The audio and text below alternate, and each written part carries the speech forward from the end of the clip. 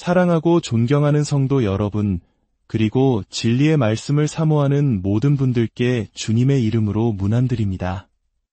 빠르게 변화하고 때로는 무엇이 옳은지조차 분간하기 어려운 혼란한 시대 속에서 혹시 삶의 방향을 잃고 방황하고 있다는 느낌을 받으신 적 없으십니까? 마치 망망대해에 떠있는 작은 배처럼 우리를 붙잡아줄 견고한 닭과 변치 않는 나침반이 절실한 때입니다. 오늘 우리는 시간과 공간을 초월하여 모든 세대에게 주시는 하나님의 음성, 바로 십계명에 대해 깊이 묵상하는 시간을 갖고자 합니다. 이 귀한 말씀을 나누기 앞서 오늘 이 시간이 여러분의 영혼에 큰 은혜와 위로가 되기를 소망하신다면 좋아요와 구독으로 저희의 사역에 힘을 보태주실 수 있습니다. 여러분의 작은 참여는 진리의 말씀을 더 널리 전하는 아름다운 통로가 됩니다. 이 선한 일에 동참하시는 모든 분들의 삶과 가정 위에 하나님의 평강이 가득하기를 기도합니다. 자, 이제 시간을 거슬러 올라가 보겠습니다. 짙은 구름과 번개가 내리치던 시내산, 그 거룩한 떨림 속에서 하나님께서는 친히 그의 백성을 위해 영원한 언약의 말씀을 선포하셨습니다. 그 말씀이 바로 십계명입니다. 이는 단순히 지켜야 할 율법의 목록이 아닙니다. 이것은 우리를 창조하신 아버지께서 그의 자녀들이 세상 속에서 어떻게 복되고 유롭게 그리고 자유롭게 살아갈 수 있는지를 알려주시는 사랑의 지침서입니다. 오늘날 많은 사람들이 십계명에 대해 들어는 보았지만 그 10가지 계명을 마음속에 분명히 기억하고 살아가는 이는 많지 않습니다. 시편 기자는 내가 주께 범죄하지 아니하려 하여 주의 말씀을 내 마음에 두었나이다 라고 고백했습니다. 말씀을 마음에 둔다는 것은 그저 머리로 아는 것을 넘어 삶의 모든 순간에 그 말씀을 기억하고 붙드는 것을 의미합니다. 그렇다면 왜 지금 이 시대에 우리는 다시 십계명을 주목해야 할까요? 십계명이야말로 무너진 개인의 삶과 사회의 질서를 회복시킬 수 있는 유일하고도 가장 확실한 청사진이기 때문입니다. 성경은 분명히 경고합니다.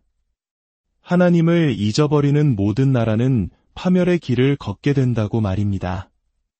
화면을 통해 우리에게 주신 10가지 계명을 함께 읽으며 마음에 새겨보겠습니다. 첫째, 너는 나 외에는 다른 신들을 내게 두지 말라. 둘째, 너를 위하여 새긴 우상을 만들지 말라. 셋째, 너는 내 하나님 여호와의 이름을 망령되게 부르지 말라. 넷째, 안식일을 기억하여 거룩하게 지키라. 다섯째, 내 부모를 공경하라. 여섯째, 살인하지 말라. 일곱째, 간음하지 말라. 여덟째, 도둑질하지 말라. 아홉째, 내 이웃에 대하여 거짓 증거하지 말라. 열째, 내 이웃의 집을 탐내지 말라.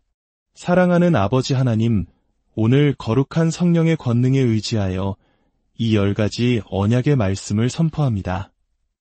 이 말씀이 우리의 심령과 이 나라 위에 임하여 하나님의 말씀이라는 반석 위에 굳건히 서는 은혜를 허락하여 주시옵소서. 아멘. 출애굽기 20장은 이렇게 시작합니다. 하나님이 이 모든 말씀으로 말씀하여 이르시되 나는 너를 애굽 땅 종되었던 집에서 인도하여 낸 내 하나님 여호와니라. 너는 나 외에는 다른 신들을 내게 두지 말라. 만약 우리 사회가 이 10가지 계명을 온전히 지키며 살아간다면 어떤 일이 일어날까요?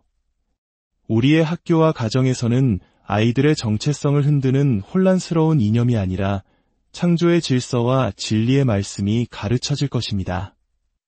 거리에는 도둑질과 폭력이 사라지고 모든 사람이 안심하고 다닐 수 있는 안전한 사회가 될 것입니다. 살인하지 말라는 계명이 지켜진다면 이 땅에서 생명의 존엄성이 훼손되는 비극, 특히 연약한 태아의 생명이 꺼져가는 일은 더 이상 없을 것입니다. 또한 지도자들이 거짓 증거하지 말라는 계명을 두려워한다면 사회의 만연한 부패와 거짓은 설 자리를 잃고 정직과 신뢰가 회복될 것입니다.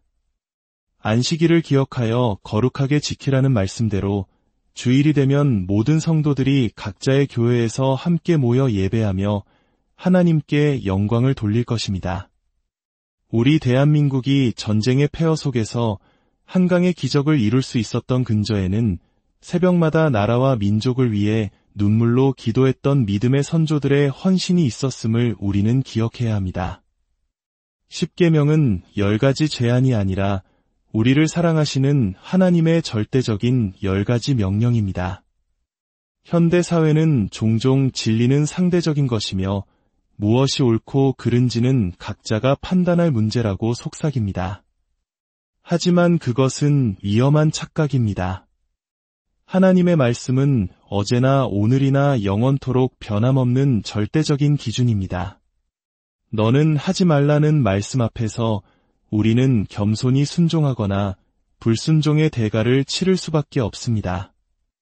이 계명들을 지킬 때 우리 사회가 겪고 있는 범죄, 가정해체, 불신과 분열과 같은 수많은 문제들이 하룻밤 사이에도 변화될 수 있습니다. 십계명은 개인의 성공과 국가의 번영을 위한 하나님의 설계도입니다. 모든 계명 중에서도 가장 근본이 되는 첫 번째 계명, 나 외에 다른 신들을 내게 두지 말라는 모든 계명의 어머니와도 같습니다. 만약 우리가 창조주 하나님을 유일한 아버지로 섬기지 않는다면 나머지 9가지 계명을 아무리 잘 지킨다 해도 그 의미를 잃게 됩니다. 예수 그리스도를 통해 하나님 아버지를 만나지 못한다면 우리가 세상에서 아무리 많은 부와 명예를 가졌다 할지라도 결국엔 아무것도 아닌 존재가 될 뿐입니다. 오늘날 우리 사회는 고대 애굽이나 로마 못지않은 수많은 거짓 신들, 즉 우상들을 섬기고 있습니다. 열왕기하 17장은 타락한 이스라엘 백성의 모습을 이렇게 묘사합니다.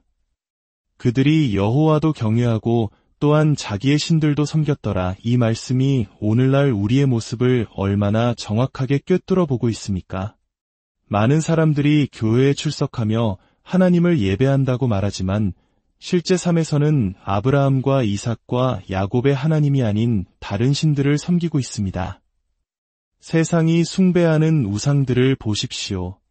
영화배우, 스포츠스타, 아이돌 스타와 같은 인간을 신격화하고 눈에 보이는 화려함만을 쫓습니다. 그러나 우리가 경배해야 할 유일한 대상은 오직 새벽별과 같이 빛나시는 예수 그리스도 한 분뿐입니다.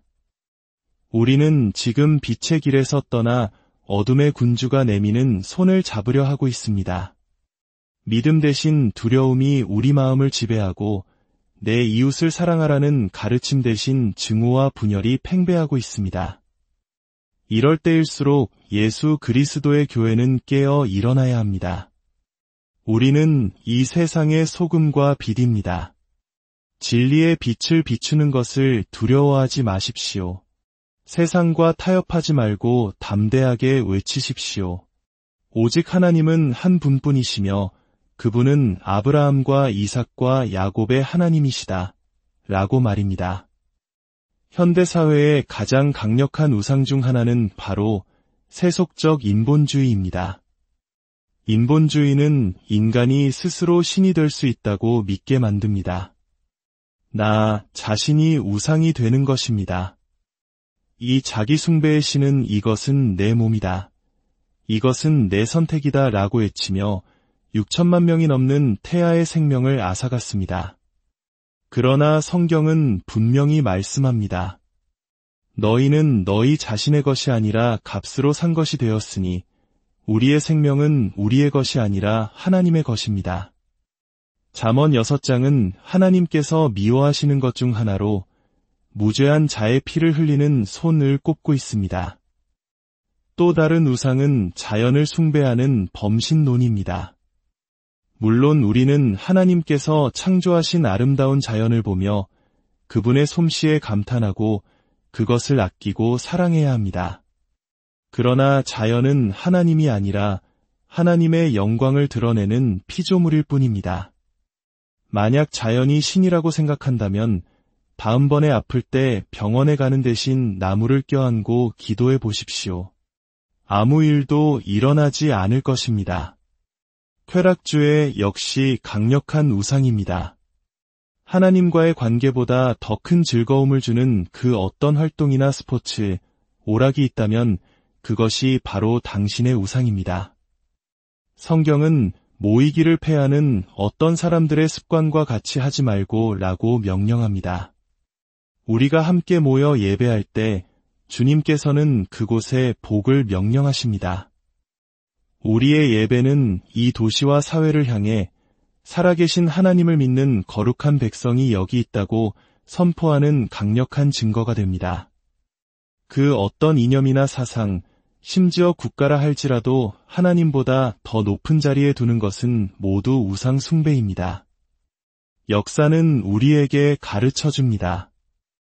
하나님을 대적하고 스스로를 신격화하려 했던 모든 권력은 결국 비참한 종말을 맞이했다는 사실을 말입니다. 성경은 마지막 때에 적그리스도가 나타나 전 세계를 통치하게 될 것이라고 예언합니다. 그는 스스로를 신이라 칭하며 경배받기를 강요할 것이며 그의 표를 받지 않는 자는 매매도 할 수 없게 하고 결국에는 목숨을 앗아갈 것입니다. 생각만 해도 끔찍한 일입니다. 그렇다면 우리의 소망은 어디에 있습니까? 우리의 소망은 오직 복된 소망이신 예수 그리스도의 다시 오심에 있습니다. 이 모든 환난이 닥치기 전에 하나님의 나팔 소리가 울려 퍼질 때 그리스도 안에서 잠자던 자들이 일어나고 우리 살아남은 자들도 그들과 함께 구름 속으로 끌어올려 공중에서 주를 영접하게 될 것입니다. 이것이 우리의 소망, 휴거의 소망입니다. 그리고 7년 환난 후에 요한계시록의 말씀처럼 하늘이 열리고 백마를 타신 분, 그의 이름은 충신과 진실이라 그가 공의로 심판하며 싸우시는 모습을 보게 될 것입니다. 그분은 바로 만왕의 왕이신 예수 그리스도이십니다. 예수님과 함께 하늘의 모든 천사와 예수의 피로 구원받은 모든 성도들이 거대한 군대가 되어 이 땅에 다시 내려와 모든 악의 세력을 멸하고 그의 나라를 세우실 것입니다. 그 나라에는 끝이 없을 것입니다. 예수님께서 말씀하셨습니다. 담대하라 내가 세상을 이기었노라 다른 신은 없습니다. 오직 한 분 하나님, 오직 한 분 구원자 예수 그리스도만이 계실 뿐입니다. 할렐루야! 우리는 장미가 시들지 않는 영원한 도성으로 가고 있습니다. 안녕이라는 이별의 말이 없는 곳, 고통도 슬픔도 질병도 죽음도 없는 그곳으로 향하고 있습니다. 영광의 면류관을 쓰고 눈부시게 흰 위의 옷을 입고 황금길을 걸으며 만세의 건축가께서 지으신 저택에 이르게 될 것입니다. 머리를 드십시오. 그리고 기뻐하십시오. 우리는 하나님의 나라를 향해 가고 있습니다. 이 모든 영광은 오직 십계명을 지키며 나 외에 다른 신들을 내게 두지 말라는 첫 번째 계명을 마음에 새기고 살아가는 자들을 위한 것입니다. 이제 여러분 자신에게 질문해 보십시오. 하나님은 정말 당신의 아버지이십니까? 예수 그리스도는 당신의 삶의 주인이십니까? 혹시 이 땅의 그 어떤 것을 하나님보다 더 사랑하고 있지는 않습니까? 만약 그렇다면 오늘 그 우상을 십자가에 못 박고 당신의 삶에서 끊어내십시오. 지금 이 시간 주님의 임재 앞에서 함께 서기를 원합니다. 혹시 이 자리에 또는 이 방송을 보고 계신 분들 중에 저는 예수님을 아직 나의 구주로 영접하지 못했습니다. 저는 하나님의 계명을 자주 어기며 살아왔습니다. 오늘 주님께 용서를 구하고 깨끗한 마음으로 오직 주님만을 섬기며 살고 싶습니다.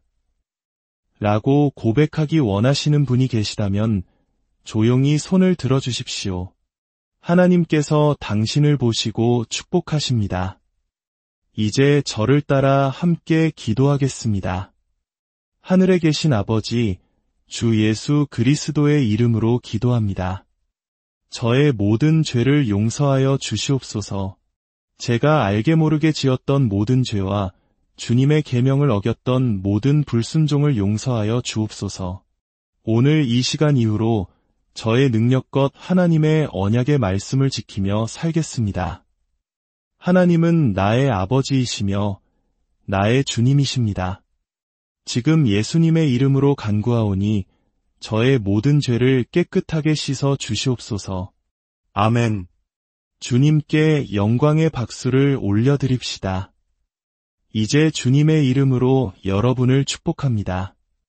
이제 우리 주 예수 그리스도의 은혜와 하나님 아버지의 무한하신 사랑과 성령님의 감화 감동 교통하심이 오직 한 분 하나님만을 섬기며 그의 거룩한 말씀을 따라 살기로 결단하는 여기 모인 모든 성도들과 이 방송을 시청하는 모든 이들의 머리 위에, 그들의 가정과 자녀와 생업과 이 나라와 민족 위에 이제로부터 영원토록 함께 계시기를 간절히 축원하옵나이다.